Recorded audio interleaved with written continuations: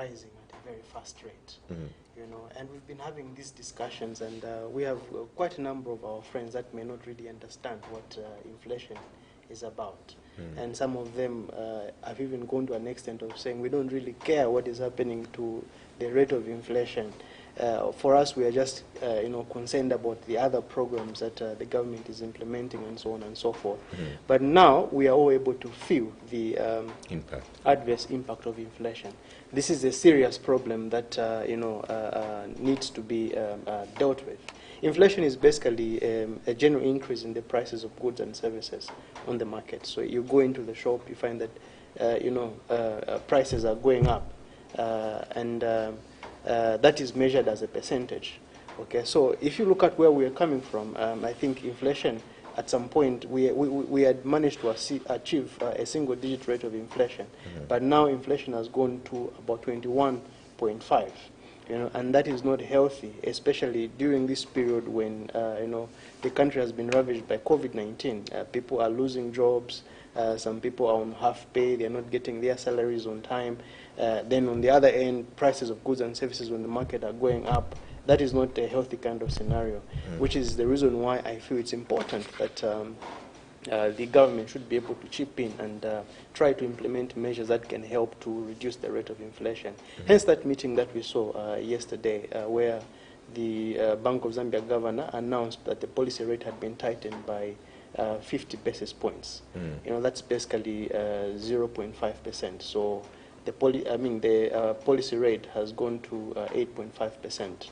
Okay, and just like he mentioned, we should expect a marginal increase in interest rates on the financial markets.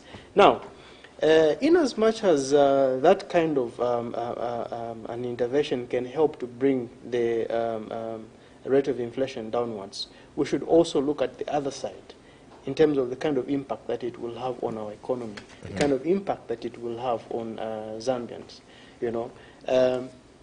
At a time when we are trying to stimulate the growth of the private sector because of the adverse impact on COVID-19, a measure of that nature could actually achieve opposite results. Instead of stimulating the growth of the private sector, it will actually stifle the growth of the private sector because now you are increasing lending rates. Okay, so there are quite a number of alternatives that you have when you want to deal with the rising rate of inflation. You've got both short-term and long-term, alternatives. What we are seeing now, what the Bank of Zambia has done now, tightening the monetary policy, falls among the short-term interventions that you can put in place. And the problem with short-term interventions is that they will always have another effect. So you're trying to solve one problem this side, you somehow manage to deal with it, but then you create another problem. So we might see inflation coming down marginally, but on the other end, you are creating another problem. You have questioned the pronouncement of the inflation rate at the moment, and you've compared it to 2016, where inflation rose to around 22.9%. But then during that time, you've said that the prices of essential goods and services were not increasing every week as what we are seeing today. Today, just recently, Kelvin and I were discussing the BNB, which now stands at 8,400 kwacha, around that, for a family of 5. And when you look at things like Kapenta, to be told Mitengo how high the increase has been, you come back to question the 21.5% inflation rate. Why are you questioning this? Well, like I said earlier on, inflation is basically an increase in the prices of goods and services on the market. Okay.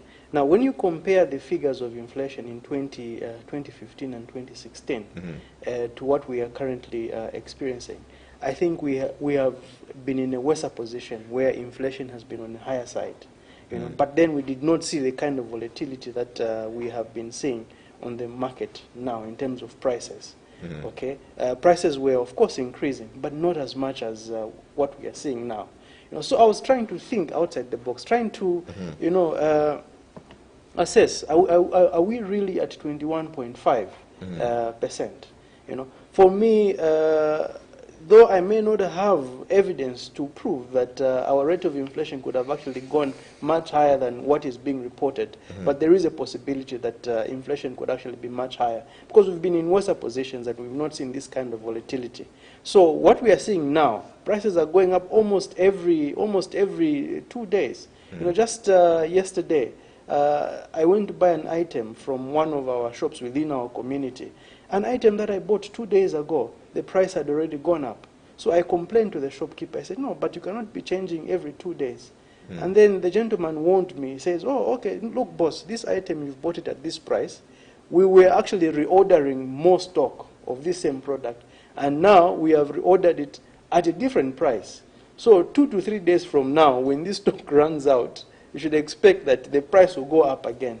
That is the point where we have reached. Where prices are increasing on a weekly, if not on a daily basis. And this is unprecedented, you know. So it's understandable to feel like, you know, maybe the numbers that we are being given are not really an accurate, you know, picture of what is obtaining on the ground. Like you're saying, and in some shops, actually, they can't give you quotations because they're not sure of how much the cost of their goods are going to be the following day. Kelvin gets to join in with a question or two, and then I also invite Mavuto. Blessings, I want to understand something. The issue of inflation and the dollar.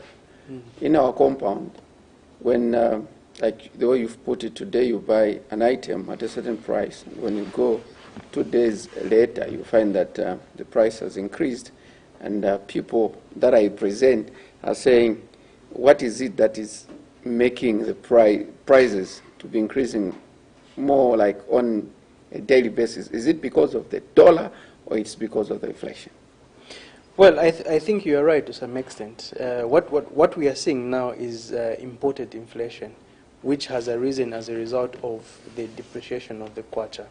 The mathematics really is very simple. We import most of the things that we consume. The clothing items, household items, electrical equipment, even some of the raw materials that we use in the manufacturing processes are imported from outside the country. So if your currency is depreciating, then automatically you should expect that you need more kwacha cover to bring those items in.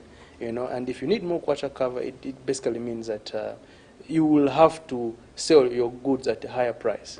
And this is what is happening now. So the inflation that we are seeing is basically imported inflation. You know, and that's the reason why I feel if we have to resolve this problem, we shouldn't look at other areas. We should look at where the problem is coming from. What is causing the problem? You know, the problem is the depreciating kwacha. So if the kwacha is depreciating, you need to take measures that are going to address that problem, and not measures that are going to result in other problems. Because what the Bank of Zambia now has done is that they have you know, decided to reduce the rate of inflation by taking away a bit of some monies from your pocket, hoping that they will reduce on your demand. When you go to the shop next time, instead of buying 2 loaves of bread, you buy 1 loaf of bread. So when the demand goes down, then you expect shopkeepers to kind of like be able to negotiate on their prices and bring them down, which is not the right way. So for me, the focus should be resolving the problem from the root. You know, how best do we ensure that we fix the issue of the depreciating kwacha? You've mentioned that these are more like short-term intervention. The announcement that was made yesterday by BOZ boss. Is this announcement going to have an impact on an ordinary citizen like myself, who is not going to get a loan from the bank, or who is not having, who is not paying a loan? Is it going to have an effect on an ordinary citizen? Precisely. Or we are just talking about business people and business companies? This move will have an effect on everyone. Whether you've got a loan, you don't have a loan, whether you intend to get one, you don't intend to get one, it's going to affect everybody. Look, if for example, I had plans to go and get a loan of 100,000 kwacha because I'm building a house and I want to go and finish up my house. With the rising interest rates, I'll think twice. You know, I think, oh, okay, I think for now, let me not go and borrow. Let me just maybe find money elsewhere, or put my project on pause for a while until things get to improve. The implication of that is that I will not buy the roofing materials that I would have bought if I had taken a loan. So the shopkeeper who is selling roofing materials will be affected. No I will not buy those blocks. I will not buy cement. I will not buy tiles. You know. So what does that mean? Even the person that is working in that shop where they are selling roof materials is somehow being affected because business is going down. You know, I will not. You know, people take loans to buy motor vehicles. So if interest rates are going up, I will not buy that motor vehicle. So the guy who is dealing in motor vehicles will be affected. You know, so this measure is actually meant to mop out some liquidity in circulation. In short, they are trying to take away a few coins from your pocket so that they can reduce the demand for goods and services. So everybody is going to be affected. Yes, no, I also wanted to find out, in terms of the long term, I'm aware that government at one time had released money, the COVID funds. What has been the analysis? Has that worked out or it has failed? Clearly, that has not helped much. Okay. You know, it has not helped much because I mean, a lot of people that have brilliant business ideas who would have loved to have access to those funds have not been able to have access. Okay. We have seen that, you know, the target was mainly those businesses that were struggling as a result of COVID. We had some businesses that were disrupted, businesses that were closed down or partially closed down. But a number of them, if you look around, you find that some of them have permanently closed. I know of quite a number of good private schools that have not been able to open because of the disruption that was there. You know, so that COVID fund didn't really go a very long way to help the situation. So in the long term, with inflation at 21%? In the long term, we need to resolve the issue of the depreciating kwacha. In the short term, you can, the alternatives are, number one, you can tighten the monetary policy, which is exactly what they have done. You can play around with the reserve requirements on the financial markets, you know, increasing the statutory reserve ratio. Basically, that will reduce the amount of funds that the bank has available to lend out. That should help to mop out liquidity in circulation. You can tighten the fiscal policy, reduce on spending, and you know, try to reduce on a number of other government projects. You know, a tight monetary, a tight fiscal policy can help to mop out liquidity in circulation. But the problem with these short-term measures is that they have another impact of restricting the growth of the private sector. And at a time when most businesses have been hit hard by COVID-19, you must be implementing measures that will help these businesses to grow and not shutting them down. So in the long term, what we need to do is, number one, what has been putting a lot of pressure on the kwacha is debt-related challenges. And in his statement yesterday, the Bank of Zambia governor actually did admit that the reason why the kwacha is depreciating is, number one, because of the debt-related challenges. We are spending a lot of forex servicing our debt. The other thing is the issue of declining reserves. The Bank of Zambia governor did actually mention that we have been spending a lot of our reserves, you know, trying to intervene on the forex market and also helping with sorting out debt-related pressures. You know, we need to come up with ways of resolving that problem. And I think we actually know what to do. If you look at the economic recovery program that the president launched not so long ago, he actually came up with brilliant ways of resolving the problem, but the problem is implementation. So that's one thing that we need to deal with. Secondly, we can sort out this problem from the supply side. Okay, because now what we are doing with adjusting the policy rate, we are trying to sort it out from the demand side. But from the supply side, what would happen if you invest a little bit more in your manufacturing sector and you are able to produce more goods? Definitely you should expect that the prices should begin to come down. So what we need to do is we need to have more investment flowing into the manufacturing sector. You know, the government needs to create a supportive environment that will encourage you, Mavuto, and I to go and open up a factory somewhere. There are a number of things that can be done to create that supportive environment. The other thing that we can do is to resolve the challenges that we've been experiencing in the mining sector. Copper prices have risen above $8,000 per ton.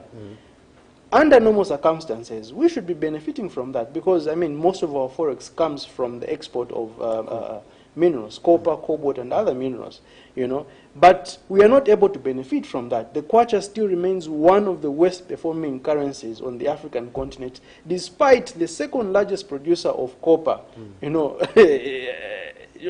despite the fact that the prices are going up on the international market.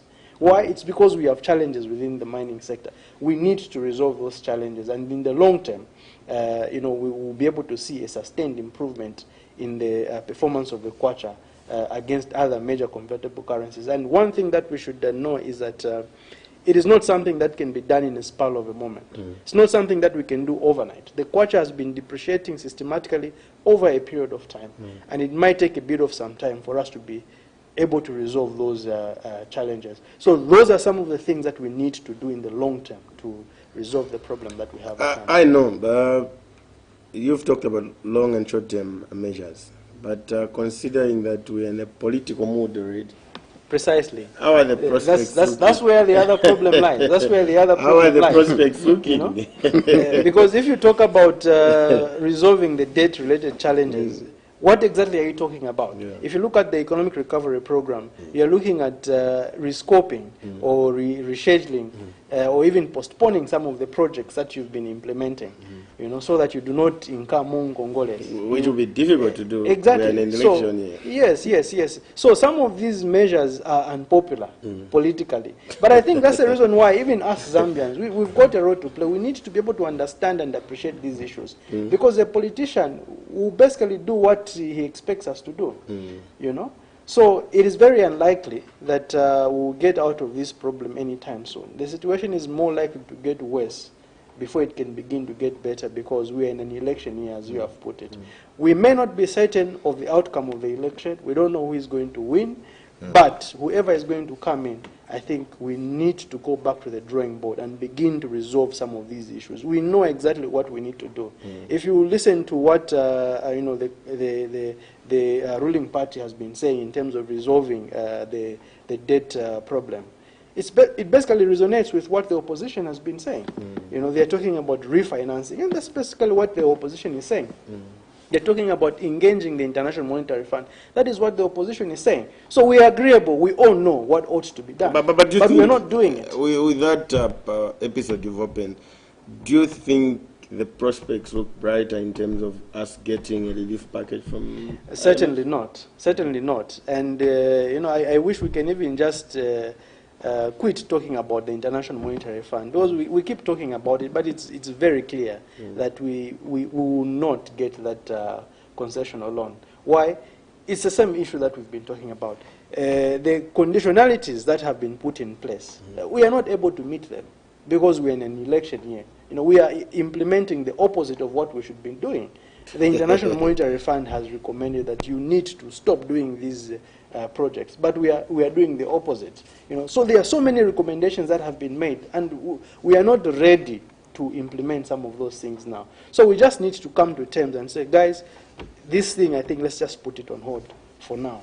I don't know. Last week, I think the media was dominated with a conversation on resuscitation of Zambian Airways.